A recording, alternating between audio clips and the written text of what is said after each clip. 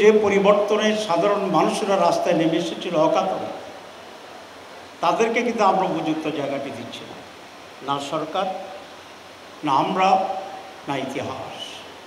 সুতরাং আমি আজকে অত্যন্ত দৃঢ়তার সাথে সকল স্টেকদেরকে অনুরোধ করব যে সকল শ্রেণীর মানুষ যাদের ত্যাগ ছিল, বৈষম্যহীনভাবে সকলে যেন যার যার প্রাপ্যতা সঠিকভাবে পেতে পারে।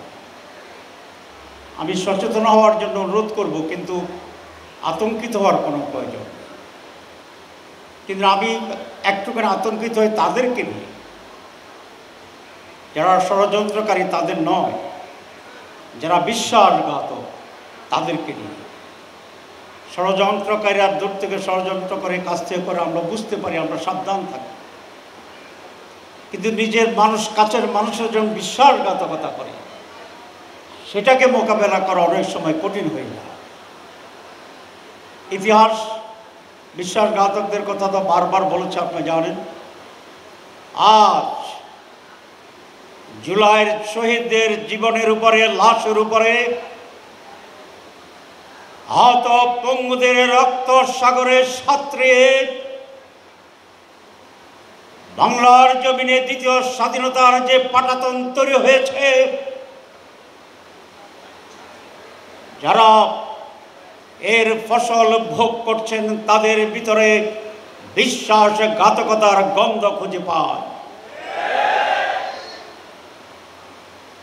এই বিশ্বাসঘাতকদেরকে আমাদেরকে চিনতে হবে, প্রতিরোধ করতে হবে, প্রতিহত করতে হবে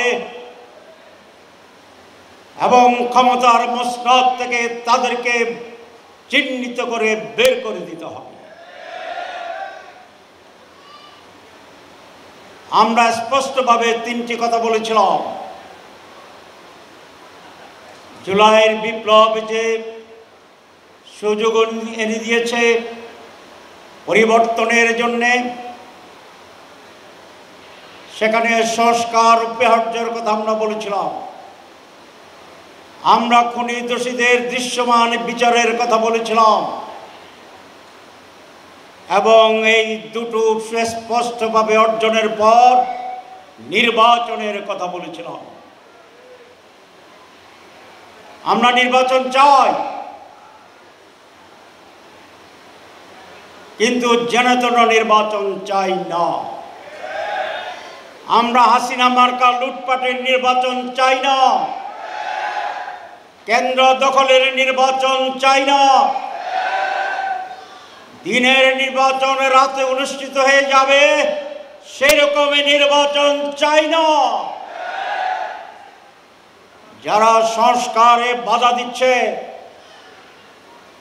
যারা সংস্কারকে গ্রহণ করতে চায় না, যারা সংস্কারের আইনি ভিত্তির প্রয়োজনীয়তা অনুভব করে না, তারাই নির্বাচন বিরোধী, তারাই নির্বাচনকে বানচাল করতে চায়, তারাই জেনেতেনে নির্বাচন করে বাংলাদেশকে আবার পিছিয়ে সেই 15 বছরের জঞ্জালের আবর্জনায় দেশকে নিয়ে যেতে চায়। আমরা পরিষ্কার বলে দিতে চাই, যারা রক্ত দিয়েছে, জীবন দিয়েছে, একজন বক্তা খুব সঠিকভাবে বলেছেন, আমরা ক্ষমতার মস্তদে এক দলের জায়গায় আরেক দল, এক ব্যক্তির পরিবর্তে আরেক ব্যক্তি, এই জন্যই লড়াই করি নাই, জীবন দেই নাই, এই কথাটি ধ্রুব সত্য।